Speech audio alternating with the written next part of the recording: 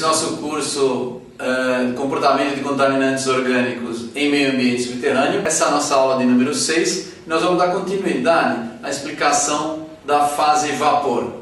Nas nossas duas últimas aulas nós tratamos desse tema. Na primeira eu apresentei a pressão de vapor e na segunda eu apresentei o particionamento da pressão de vapor dentro de uma mistura com vários compostos. Eu expliquei para dois compostos e nós vamos desenvolver esse raciocínio para finalizarmos o conceito de fase vapor na aula de hoje. Então, como nós vemos aqui nessa figura, voltando para o nosso gráfico de pressão de vapor, para que vocês se recordem, nós temos aqui uma situação de benzeno e tolueno no gráfico. À medida que o composto mais volátil foi particionando para a fase vapor, a sua mistura na fase líquida foi ficando empobrecida e a fração molar desse composto foi decrescendo. Então o que acontece? Se nós olharmos o gráfico, ele foi andando nesse caso aqui para a esquerda. Por quê? Porque o benzeno foi diminuindo em fração molar e como resultado a pressão de vapor dele foi decrescendo também. É importante que nós entendamos a pressão de vapor. Para quem trabalha com meio ambiente subterrâneo, pressão de vapor não é um termo muito comum para que nós utilizemos. Por quê? Porque os laboratórios, quando você vai comprar uma análise química, quando você vai interpretar o que tem no solo, ele te dá um resultado em concentração. E concentração não é um jeito muito próximo de pressão de vapor. Entretanto, nós podemos interpretá-la de forma muito simples. A pressão de vapor pode ser transformada em concentração e vice-versa. Como é que eu faço isso? Eu faço de uma maneira muito simples. Eu pego a pressão de vapor e uso a equação de Clapeyron. Para vocês que não se lembram da equação de Clapeyron, a equação de Clapeyron é PV igual a nRT.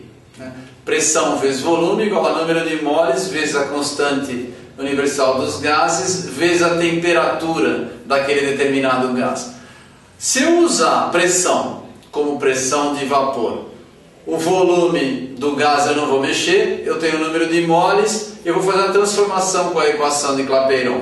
Se eu pegar essa equação de Clapeyron e transformar o número de moles em massa sobre o mol, que é assim que eu calculo o número de moles, a hora que eu pegar isso e fizer um rearranjo na equação, eu vou ter uma nova relação. Eu vou deixar massa sobre volume, ou número de moles sobre volume, pode ser isso também.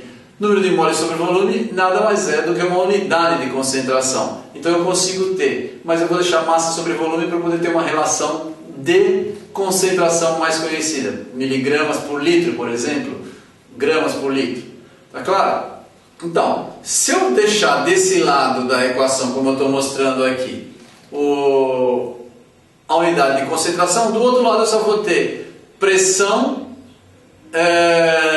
que é a pressão de vapor, temperatura, e eu vou ter o quê? O mol do composto e a constante universal dos gases.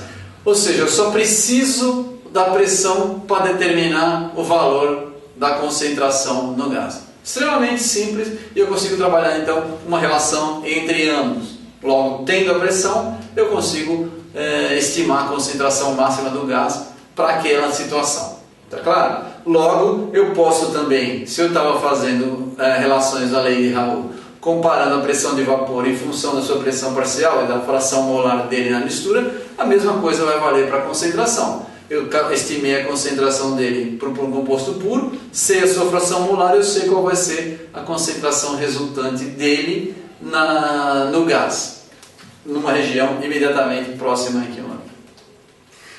Importante, então, para que nós consigamos concluir esse nosso conceito, é que nós tenhamos claramente em mente esse conceito de que a pressão de vapor e sua resultante concentração no vapor, elas são uma medida do particionamento para a fase vapor a partir de um produto em fase livre ou separada. Quando eu mostrei um líquido para vocês dentro daquele container na aula 4 e depois na sequência da aula 5, eu estou falando da transferência do produto puro ou de uma mistura de compostos para a fase vapor.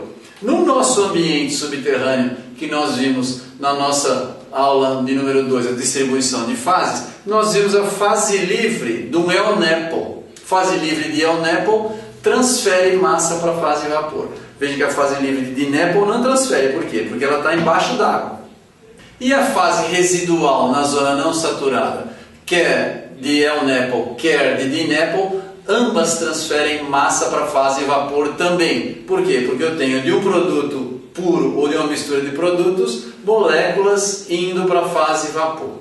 Na zona não saturada, nós vamos ter fase residual. Como essa fase residual pode volatilizar, isso favorece a extração de vapores. Como nós podemos ver aqui, quando nós instalamos um sistema, aqui temos uma bomba e nós temos vários poços instalados na zona não saturada. Os poços não atingem o nível d'água. A gente pode ver que o vapor está volatilizando e está sendo extraído e sendo levado para aquela bomba. Tudo isso aqui está sendo levado.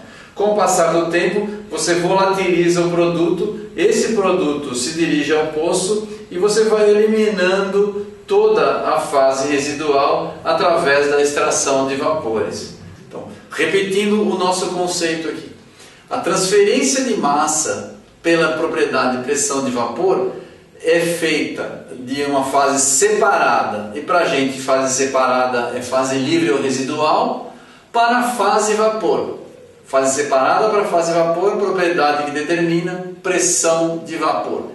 Tendo a pressão de vapor, eu consigo estimar quanto de massa vai para a fase de vapor. Consigo estimar qual a concentração que eu vou ter no vapor a partir de uma região onde houve um vazamento em subsuperfície de um composto volátil. Eu consigo estimar essa concentração. Se eu tivesse no chão de um quarto, por exemplo, uma quantidade de um determinado produto, dá para estimar, se esse quarto fosse fechado, qual é a concentração que eu vou ter no ar utilizando a pressão de vapor.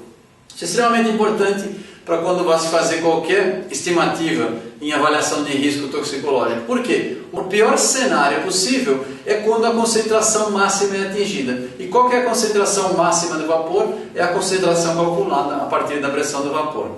Lembrando que se nós tivermos uma mistura de compostos, essa concentração máxima vai ser função da fração molar daquele composto dentro da mistura, chamada lei de Raoult.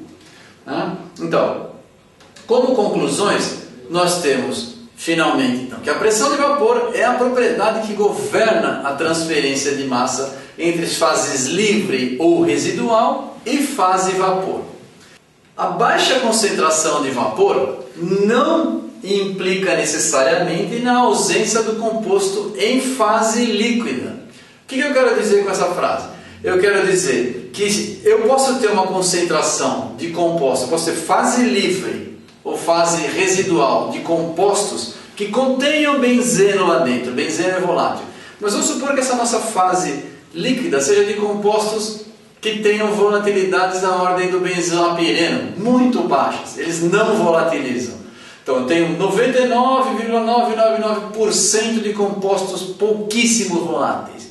E eu tenho uma fração mínima de benzeno, que é bem volátil, dentro dos não voláteis. Como a fração molar dele é mínima, para que alguma molécula dele vá para a atmosfera, um monte dos compostos pouco voláteis teriam que ser transferidos para a atmosfera. Como eles não vão, o benzeno não vai. Então, aquela história que muitas vezes nós ouvimos, olha, tem um vazamento muito antigo, vazou petróleo, um óleo pesado muito antigo, o benzeno já não está mais lá, porque ele volatilizou tudo. Isso não é verdade. Por quê? Ele pode ter volatilizado muito, mas ainda assim pode existir uma fração molar dele pequena dentro de uma mistura de compostos pouco voláteis e ele não consegue particionar para a atmosfera porque a fração molar dele é muito baixa. Lei de Raoult é o que impede essa transferência de massa. Isso é extremamente importante porque mesmo para contaminações antigas há sim compostos perigosos, voláteis e que não conseguem se transferir para a fase vapor. Finalmente, só uma última conclusão, se eu fizer um trabalho por extração de vapor, e extração de vapor é uma técnica extremamente eficiente para compostos residuais na zona não saturada. Por quê? Porque a transferência de massa é extremamente significativa através da pressão de vapor e eu consigo volatilizar esses compostos. Então, remediar solo contaminado por compostos voláteis é relativamente simples. Por quê? Porque o gás flui com facilidade e os compostos se transferem para a fase de vapor com muita facilidade também. Lembrando então que para a gente o nosso problema vai ser relacionar a lei de Raoult. Se numa mistura houver compostos de menor volatilidade, os muito voláteis estarão limitados na sua volatilização. E com isso nós encerramos o conceito da fase vapor. Nas próximas aulas nós vamos falar de outras propriedades, outras transferências de massa.